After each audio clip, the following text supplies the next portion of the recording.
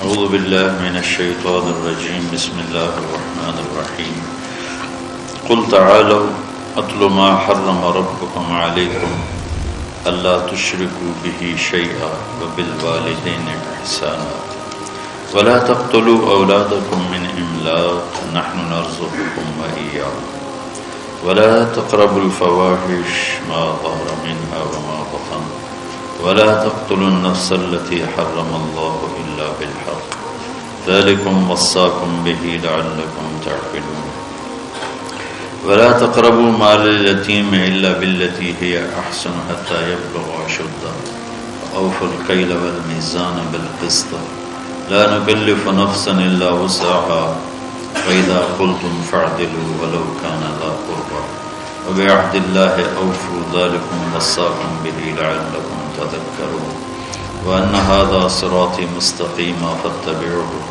ولا تتبعوا السبل فتفرق بكم عن سبيله ذلكم وصاكم به لعلكم تتقون۔ سورہ انعام میں یہ چند آیات میں نے پڑھی ہیں، ان کو وصایا ثلاث کہتے ہیں۔ اللہ تعالیٰ کی طرف سے 3 وصیتیں، 3 نصیحت، وصیت و ارض واسعہ والف سعودیہ واسع، سرسبز زمین،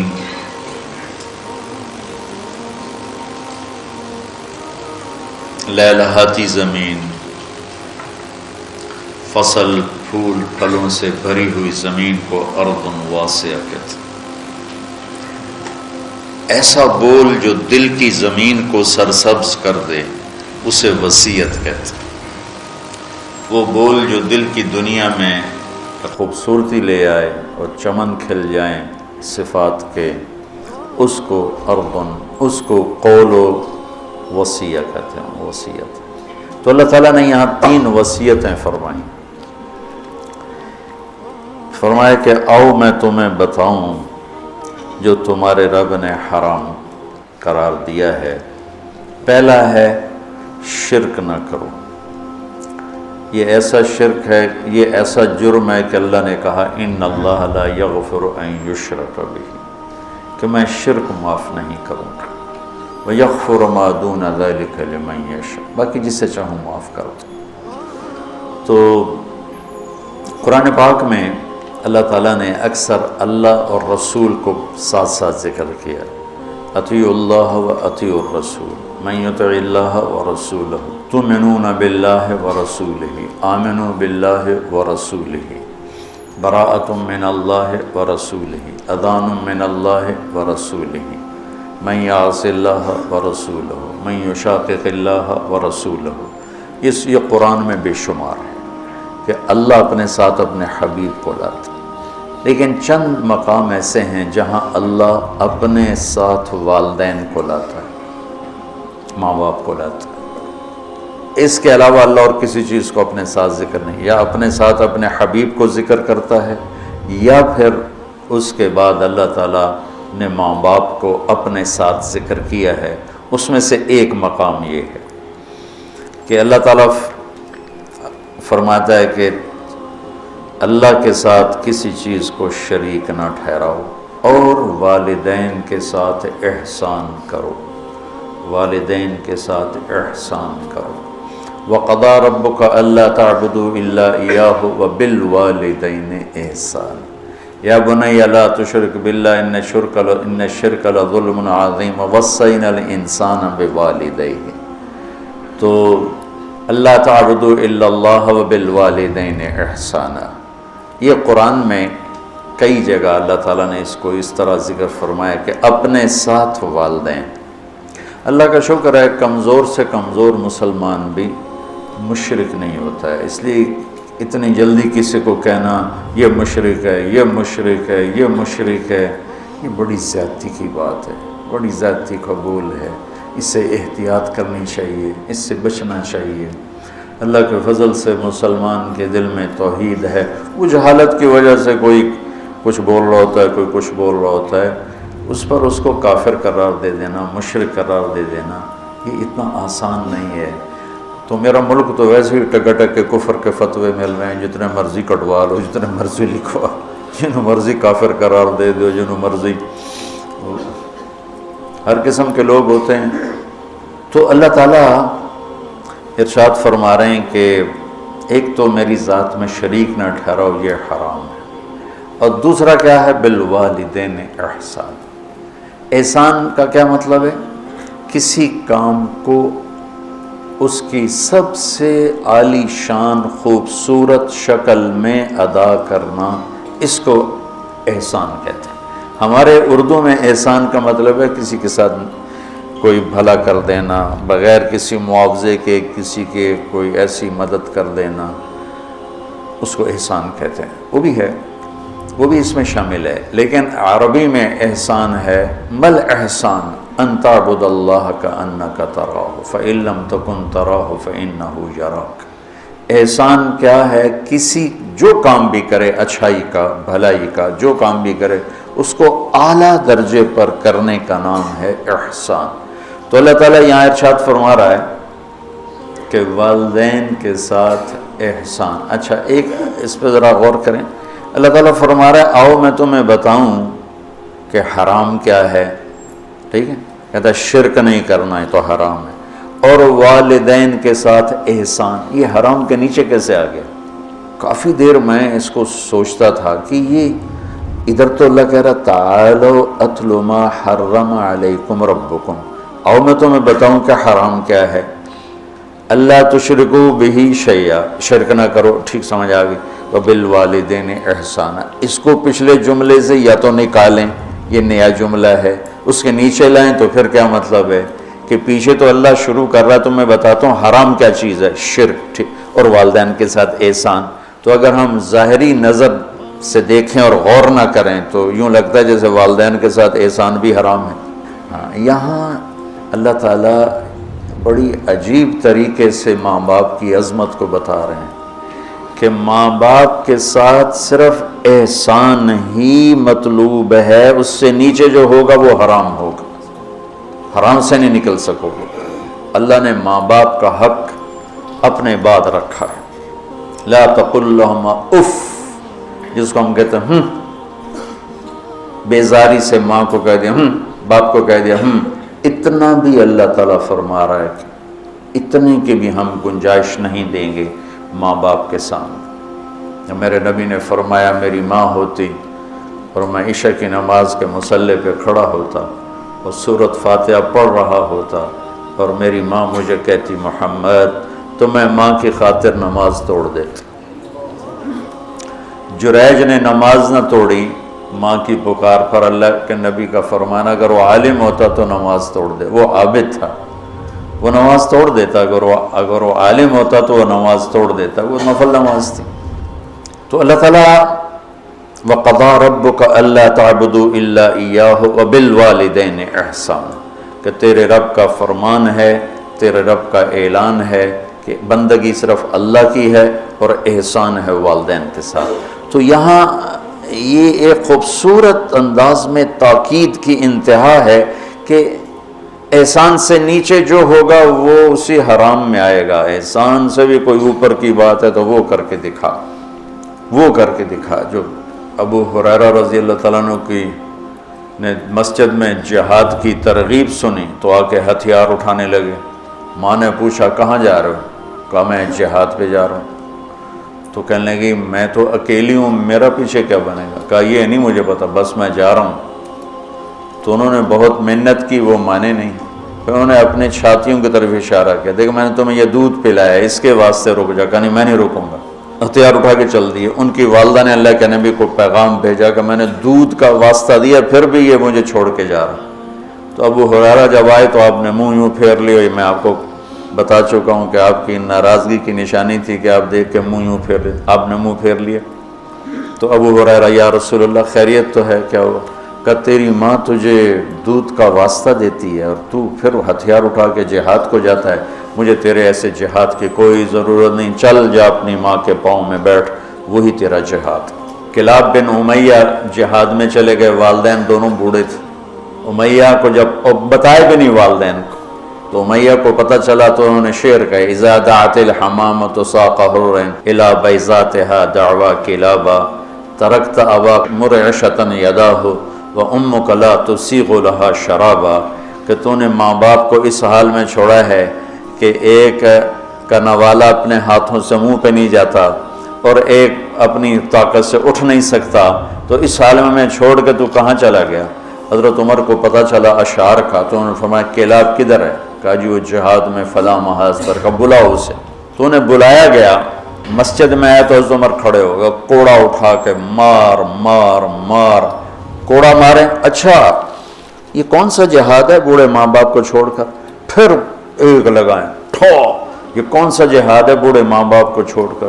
اتنا مارا کہ اس کے سر سے خون نکلنے لگا کہ یہ کون سا جہاد ہے بوڑھے ماں باپ کو چھوڑ کر؟ تو پھر فرمایا جب تک تیرے والدین زندہ ہے تجھے مدینہ سے نکلنے کی اجازت نہیں۔ میرے نبی نے بتایا تھا نا قیامت کی نشانیوں میں سے ادنا صدیقہ و اقصا اباہ، کہ لوگ دوست کو گلے لگائیں گے، باپ کو دھکے دیں گے، باپ کو دھکے دیں گے، دوست کو گلے لگائیں گے، والدین اولاد سے ڈریں گے۔ اطاع الرجل زوجتہ وعق امہ، بیویوں کی خاطر ماؤں کو ذلیل کریں گے، تو اس کو کیا ان تلد الامۃ ربتہا، بیٹیاں ماؤں سے نوکرانیوں جیسا سلوک کریں گی۔ پرانی بات ہے، میں ایک ماں بیٹی کو دیکھ رہا تھا، بیٹی ماں سے کہہ رہی تھی، بیٹی ماں سے کہہ رہی تھی بھوک نہیں بھوک نہیں، ہمارے علاقے کی بات، اور اس کی ماں کے موٹے موٹے آنسو گر رہے تھے، بالکل خاموش، وہ حیران پریشان بھی، جس کو میں نے پیٹ سے جنم دیا آج وہ مجھے کہہ رہی ہے بھوک نہیں۔ تو یہ عام ہے کہ آج کل کی پڑھی لکھی نسل انہیں نہیں پتا باپ کسے کہتے ہیں اور ماں کسے کہتے ہیں۔ کوئی ماں باپ کا بھی ہے کہ وہ اولاد کو اس طرح لے کے نہیں چلتے جیسے چلنا چاہیے۔ پہلا قصور تو ماں باپ کا جو 3 سال کے بچے کو اسکول ڈالتے ہیں۔ محبت کی رسیوں کو کاٹنے والے والدین ہیں، محبت کی جڑوں کو اکھاڑنے والے والدین ہیں جو 3 سال کے بچے کو اسکول ڈال دیتے ہیں اور ماں کی گود سے محروم کر دیتے ہیں، اور وہ بچہ جتنے گھنٹے وہاں رہتا ہے اس کے اندر ایک لاوا پکتا رہا۔ چونکہ میں ہاسٹل لائف گزار چکا ہوں، مجھے اس کا خود ذاتی تجربہ ہے۔ حالانکہ میں تو 11 سال کی عمر میں لاہور گیا، میرے والد مجھے ڈاکٹر بنانا چاہتے تھے، تو لاہور کے بڑے عالی شان سکول سینٹرل ماڈل میں داخل کروایا۔ ہاسٹل لائف 11 سال کی عمر، میرا رو رو کے برا حال، 3 سال میں روتا رہا، پھر میرا دل پتھر ہو گیا۔ والدین کے لیے میری محبت مرتے دم تک پھر بیدار نہ ہو سکی۔ ہاں، تبلیغ میں لگنے کے بعد میں ان کا ادب، احترام، خدمت، سامنے نہیں بولنا، پوری اپنی جاں فشانی کے ساتھ ان کی خدمت، لیکن میرے دل میں ان کے لیے محبت کی شمع نہیں جل سکی کہ انہوں نے اسے خود بجھایا تھا۔ تو اس میں والدین آج کل بہت روتے ہیں، لیکن اس میں ایک بہت بڑی وجہ خود والدین بھی ہیں کہ وہ بچوں کو وہ ٹائم جو پہلے 10 سال والدین بچے کو دے دیں، ساری زندگی بچہ والدین کو دے دے، اور 3 سال کے بچے کو دھکا دے دیا۔ اب تو اسکولوں کے اشتہار ہیں 18 ماہ کا بچہ بھی لے لیں، میں جمدے نال ہی لے لو، ماما نے چھٹی دے دے جام کے توڑی جھولی پا دیں۔ یہ میں کیا کروں، میرے دیس کا ڈاکٹر بھی تاجر ہے، وکیل بھی تاجر ہے، اور یہ علم والے بھی تاجر ہیں۔ جب کسی قوم پہ زوال آتا ہے تو ہر شعبے پہ آتا ہے۔ جب علماء تجارت دین کو بیچ رہے ہیں تو باقیوں سے کیا گلا، جب ممبر ہی بک گیا ہے تو پیچھے کیا گلا۔ سارے ایسے نہیں ہیں، سارے وکیل ایسے نہیں، سارے ڈاکٹر ایسے نہیں، سارے علماء ایسے نہیں، یہ اکثریت کی بات ہے۔ ہر طبقے میں چونکہ شر غالب ہے تو ہر طبقے میں وہ غالب ہے۔ تو میرا رب کہتا ہے کہ ایک میری ذات میں شریک نہ ٹھہراؤ، اور ایک والدین سے احسان سے نیچے ہمیں قبول نہیں، احسان تک پہنچو گے تو قبول ہوگا۔ آپ جنت میں تشریف لے گئے تو قرآن کی تلاوت سنی، آپ نے فرمایا کون کر رہے تلاوت؟ انہوں نے کہا جی حارثہ بن نعمان ہے۔ کہا ہے حارثہ بن نعمان؟ وہ تو مدینے میں ہے۔ کہا وہ ماں کا خدمت گزار ایسا ہے کہ جب قرآن پڑھتا ہے ساری جنت کو سنایا جاتا۔ وہ ماں کے کیسے خدمت گزار تھے کہ ماں کے کپڑے خود دھوتے تھے، بیوی سے نہیں دھلواتے تھے، ماں کے لیے سالن روٹی خود بناتے تھے، بیوی سے نہیں بنواتے تھے، ماں کے سامنے بیٹھ کے ان کو روٹی ہاتھوں سے کھلاتے تھے، ان کو خود نہیں کھانے دیتے تھے، ماں کے سر میں تیل لگاتے تھے، کنگھی کرتے تھے، جوئیں نکالتے تھے، یہ سارا کام وہ کرتے تھے۔ 2 صحابہ کے بارے میں آتا ہے کہ والدین ماں کی وہ خدمت کی جو کوئی نہیں کر سکا، ایک حضرت عثمان اور ایک حضرت حارثہ بن نعمان، عثمان بن عفان اور حارثہ بن نعمان۔ اور حضرت امام زین العابدین علیہ السلام اپنے والدہ کے ساتھ روٹی نہیں کھاتے تھے، اور یہ ہمارے ہاں تو ہم اجمی لوگ ہیں نا، بخیل لوگ ہیں، آپ وکھری وکھری پلیٹیں جو اپنی بوٹیاں پالو کوئی ہور نہ کھا لوے، تو عرب کٹھا کھاتے تھے، کٹھے بیٹھ کے کھانا آج بھی تہذیب ہے۔ ہم نے قطر کے بادشاہ کے دسترخوان پہ کھانا کھایا، وہ اور لوگوں کے ساتھ مل کے بیٹھ کے کھا رہا تھا۔ تو کسی نے کہا آپ ماں کی اتنی خدمت کرتے ہیں تو آپ ان کے ساتھ کھانا کیوں نہیں کھاتے؟ فرمایا کہ مجھے ڈر لگتا ہے کوئی ایسی بوٹی نہ اٹھا لوں جو میری ماں کی نظر میں ہو اور میں اٹھا کے مجرم بن جاؤں، کہ وہ میری ماں کی نظر میں ہو اور میں اس سے پہلے اٹھا کے کھا لوں تو کہیں میں ماں کا مجرم نہ بن جاؤں، اس لیے میں ساتھ نہیں کھاتا ہوں۔ کسی نے حضرت علی سے پوچھا حسن آپ کے بیٹے کیسے ہیں؟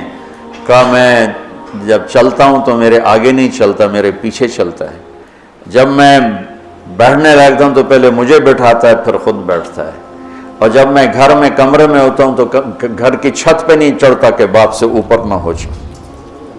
تو آج والدین بہت ذلیل ہیں اولاد کے ہاتھوں، بہت دکھی ہیں اولاد کے ہاتھوں، اور ان کی جو فریادیں وہ عرش کو ہلا دیتی۔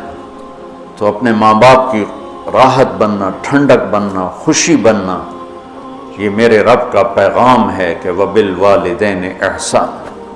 اور پھر وَلَا تَقْتُلُوا أَوْلَادَكُمْ مِنْ إِمْلَاقٍ نَحْنُ نَرْزُقُكُمْ وَإِيَّاهُمْ۔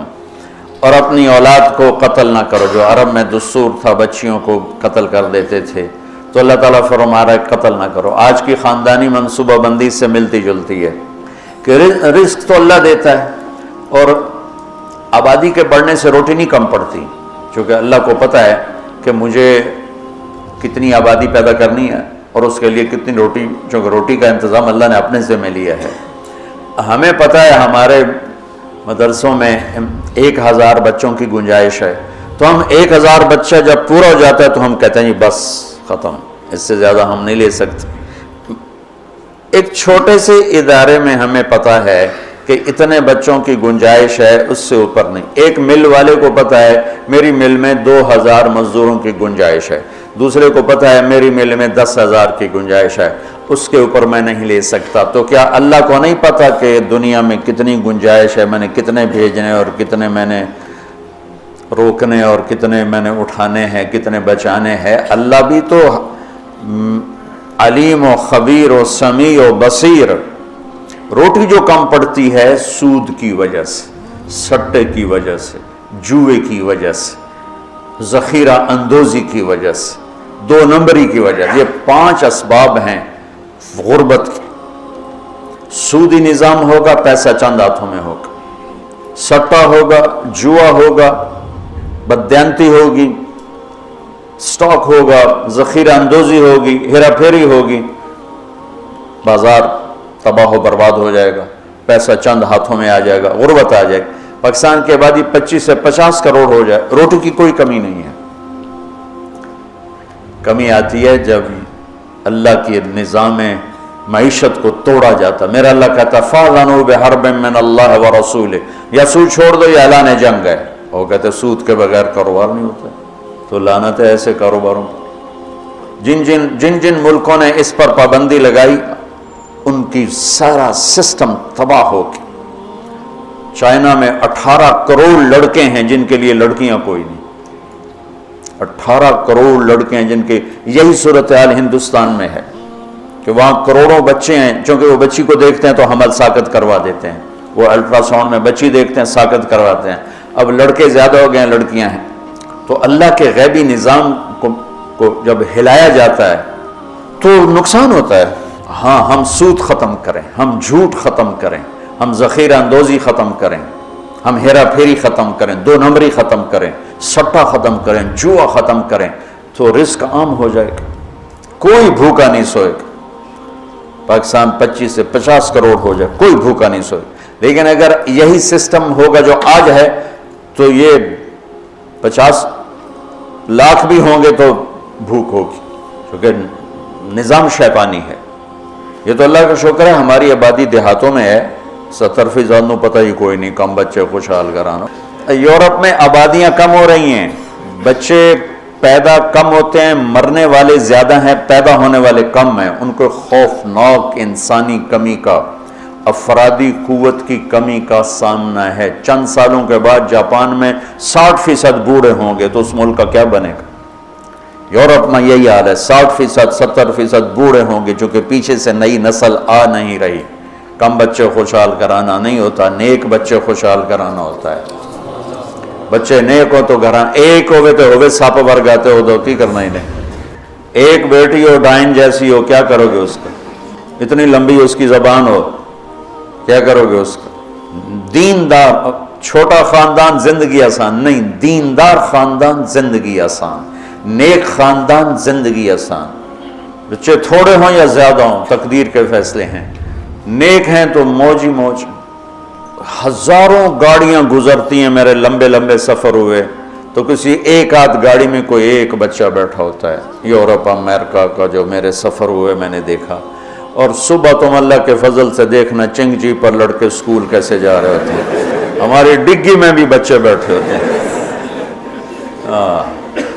کم بچے خوشحال کرانا، نیک بچے خوشحال کرانا۔ آبادی کی کثرت سے روٹی کم نہیں پڑتی ہے، تو اللہ کے رب ہونے کو چیلنج کر دیا ہے۔ ہمارے اپنے کرتوتوں سے روٹی کم پڑتی، کیوں سودی نظام، کیوں جھوٹ ہے، کیوں ہیرا پھیری ہے، کیوں دو نمبری ہے، کیوں ملاوٹ ہے، کیوں کھوٹ ہے، کیوں سٹا ہے، کیوں جوا ہے، کیوں پرچی پہ کاروبار چلتا ہے۔ یہ غلط کاروبار، غلط طریقوں کی وجہ سے ہر شے تباہ برباد ہوئی پڑی۔ اور تیسری بات فرمائی وَلَا تَقْرَبُوا الْفَوَاحِشَ مَا ظَهَرَ مِنْهَا وَمَا بَطَنَ، اور فرمایا کہ بے حیائی سے بچو، بے غیرتی۔ جس معاشرے میں بے حیائی آتی ہے، زنا آتا ہے، زنا آتا ہے، نسل تباہ و برباد ہو جاتی ہے، خاندان ٹوٹ جاتا ہے، خاندان بکھر جاتا ہے۔ ہمارے مسائل اور ہیں، ہماری پریشانی ہماری بددیانتی، کھوٹ، جھوٹ کی وجہ سے کچھ نہ کچھ ہمارا فیملی سسٹم پھر بھی موجود ہے، لیکن یورپ تباہ ہو چکا ہے، مغربی ملک تباہ ہو چکے ہیں کہ ان کا فیملی سسٹم ٹوٹ چکا ہے۔ وہاں نہ کوئی ماں ہے، نہ کوئی باپ ہے، نہ کوئی بھائی ہے، نہ کوئی بہن ہے، نہ کوئی بیٹی ہے، نہ کوئی بیوی ہے۔ وہ انتہائی کرب کا شکار ہے۔ مجھے ڈاکٹر ملا، میں امریکہ سے آیا ہوا تھا، رائمنڈ ملا، میں نے کہا تم کس چیز کے ڈاکٹر؟ میں بچوں کا ڈاکٹر ہوں، نفسیاتی مریض۔ میں نے کہا ہے بچے بھی نفسیاتی مریض ہوتے ہیں؟ کہ اتنے مریض ہیں کہ میری لسٹ 6 مہینے بعد ڈیٹ ملتی ہے، میری لسٹ میں 6 ماہ بعد اس کا نمبر آتا ہے، اتنے مریض ہیں لائن۔ میں نے کہا اس کی کیا وجہ ہے؟ کہا ماں باپ نہیں ہے۔ باپ تو ہوتا ہی نہیں ہے، بوائے فرینڈ ہے، جب وہ حمل ہوتا ہے وہ چھوڑ کے بھاگ جاتا، وہ کسی اور لڑکی کو لے لیتا۔ اکیلی لڑکی بچہ جانتی ہے، پھر اس نے جاب کرنی ہے، اپنا گھر چلانا ہے، تو بچوں کو چھوڑتی ہے۔ وہاں وہ کیئرنگ بنے ہوئے ہیں ہاؤس، جہاں یہ پورا کاروبار ہے کہ بچوں کو وہاں چھوڑ کے چلے جاؤ۔ وہاں بچے کے پاس ماں نہیں ہے، باپ نہیں ہے، بہن نہیں ہے، بھائی نہیں ہے۔ وہ آنکھ کھولتا ہے تو غیر مانوس ماحول میں ہوتا ہے۔ کہاں وہاں جہاں یہ بیبی کیئرنگ بنے ہوئے ہیں سینٹر، وہاں دیواروں کے اوپر فوم لگا ہوا ہے، چونکہ بچے ٹکرے مارتے ہیں دیواروں میں، اپنا سر پھاڑ لیتے۔ تو وہ ہم سے زیادہ تباہ معاشرہ ہے کہ وہاں بوڑھے کی زندگی نہیں ہے، جوان کی زندگی نہیں ہے، عورت کی زندگی نہیں ہے، مرد کی زندگی نہیں ہے، اور یہ وہ یہاں تک پہنچے بے حیائی۔ عورت کو ننگا کیا تباہ ہو کے، عورت کو مرد کے ساتھ بٹھایا تباہ ہو کے۔ میرے رب نے حد فاصل کرا، عورت الگ جنس ہے، مرد الگ جنس ہے۔ عورت کے لیے گھر کی زندگی ہے، مرد کے لیے بازار کی زندگی ہے۔ جب تم بڑے دانشور بنو گے اور ایک ڈیسک پہ ان کو بٹھاؤ گے تو بے حیائی۔ آج کی یونیورسٹیوں میں جو کھلم کھلا، میں زبان سے کیسے کہوں، اپنا ہی پیٹ ننگا کرنے والی بات۔ اور میرا رب کہہ رہا لا تقربوا الفواحش ما ظهر منها وما بطن، کہ بے حیائی کے قریب نہ جاؤ، بے حیائی کے قریب نہ جاؤ۔ اچھا، یعنی زنا کے بارے میں اجل لا تقربوا الزنا، یہ نہیں کہا کہ لا تزنو، زنا نہ کرو، کہا لا تقربوا، زنا کے قریب نہ جاؤ، قریب جانے کا کیا مطلب ہے؟ بے پردگی، آوارگی، مکس گیدرنگ، عورتوں کے چھوٹے کپڑے اور اب جسم کو ننگا کرنا، نمائش کرنا۔ یورپ کی عورت بیچاری کو تو پتہ نہیں ہے، وہ نہ ماں ہے، نہ بیٹی ہے، نہ بہن ہے، نہ بیوی ہے، وہ ایک ٹیشو پیپر ہے، استعمال کر کے پھینک دیا جاتا ہے۔ مغرب کی عورت انتہائی مظلوم ہے، دیکھنے میں وہ نظر آ رہا ہے آزادی نہیں ہے، اللہ کی قسم کربناک زندگی ہے، کربناک زندگی۔ اس لڑکی کا کیا حل ہوگا جو 11 سال کی عمر میں اپنا خاوند ڈھونڈنا شروع کرے اور 20 نوجوان اسے استعمال کر کے پھینکتے چلے جائیں، اس کی کیا زندگی ہوگی؟ اور اس نوجوان کی کیا زندگی ہوگی جو بیوی کی تلاش میں دھکے کھا مر جائے اور اسے کوئی وفادار لڑکی نہ ملے؟ عورت کو شوہر نہیں ملتا، مرد کو بیوی نہیں ملتی، تو اس لیے وہاں کی نسل گھٹ گئی ہے۔ تو میرا رب کہتا ہے لا تقربو، لا تقربو کا مطلب ہے کہ جو چیزیں بدکاری کو ہوا دیتی ہیں وہ ہے مرد عورت کا کھلا اختلاف، عورت کی بے پردگی اور عورت کا کپڑوں سے باہر آ جانا۔ مرد پورے کپڑوں میں اور عورتیں ٹانگیں ننگی کرتی جا رہی ہیں، رانیں ننگی کرتی جا رہی ہیں، بازو ننگی کرتی جا رہی ہیں، کوئی تو عقل کی بات ہو۔ یہ شیطان نے عورت کو الٹے راستے پہ چلایا اور اس نے اپنی عزت بھی گنوا دی، عصمت بھی گنوا دی اور اپنا مقام اور مرتبہ بھی گنوا دی۔ تو شرک نہ کرو، والدین کے ساتھ احسان کرو، اور فرمایا بے حیا نہ بنو، بے حیا نہ بنو، بے غیرت نہ بنو۔ اور لا تقتلوا النفس التي حرم اللہ الا بالحق ذالکم وصاکم بہ لعلکم تعقلون۔ یہاں ایک وصیت پوری ہو جاتی ہے، اور کسی کو قتل ناحق نہ کرو، قتل ناحق۔ من یقتل منکم متعمدا، من یقتل مؤمنا متعمدا فجزاؤہ جہنم خالدا فیہا غضب اللہ علیہ ولعنہ وعد لہ عذابا عظیما۔ اللہ نے پانچ عذاب سنائے ہیں۔ جو کسی مسلمان کو جان بوجھ کے قتل کرے گا اس کی جزا ہے جہنم، خالدن فیہا، ہمیشہ رہے گا، غضب اللہ علیہ، اور اللہ اس پہ غضب ہوگا، ولعنہ، اور اللہ کی اس پہ لعنت ہوگی، وعد لہ عذابا عظیم، اور اس کے لیے عذاب عظیم تیار کیا ہوا ہے۔ عمر بن عبدالعزیز کا انتقال ہونے لگا تو بلا کے رجا سے کہا 3 بادشاہوں کو قبر میں اتارا، عبد الملک کو، ولید کو، سلیمان کو، تہجد گزار، شب بیدار، روزے دار، قرآن کی تلاوت کرنے والے، زنا سے پاک، شراب سے پاک، فحاشی سے پاک، آوارگی سے پاک۔ لیکن فرمایا میں نے دیکھا ان کے چہرے کالے سیاہ ہو گئے اور ان کے چہرے قبلے سے یوں ہٹ گئے۔ کیا تھا؟ ظالم، خون بہایا۔ سلیمان کی میت کو قبر کے قریب کیا تو ہلنے لگی، تو اس کے بچوں نے کہا ہمارا ابا زندہ ہے۔ عمر بن عبدالعزیز نے فرمایا زندہ نہیں، عذاب قبر شروع ہو گیا ہے، قبر میں جانے سے پہلے ہی عذاب قبر شروع ہو۔ بل عجل اللہ بالعقوبہ، ان کا ایک جرم تھا تینوں کا، ظالم، ظلم، خون پانی کی طرح بہایا۔ تو میرا اللہ کہتا لعنت ہے اس پر جو قتل کرے گا، غضب ہے اللہ کا جو قتل کرے گا، ہمیشہ جہنم میں جلتا رہے گا جو قتل کرے گا، اور عذاب عظیم ہے جو قتل کرے گا۔ تو یہ ذالکم وصاکم بہ لعلکم تعقلون، اللہ تمہیں یہ وصیت کر رہا ہے تاکہ تمہیں عقل آئے۔ یہ 3 وصیتیں مکمل ہو گئیں۔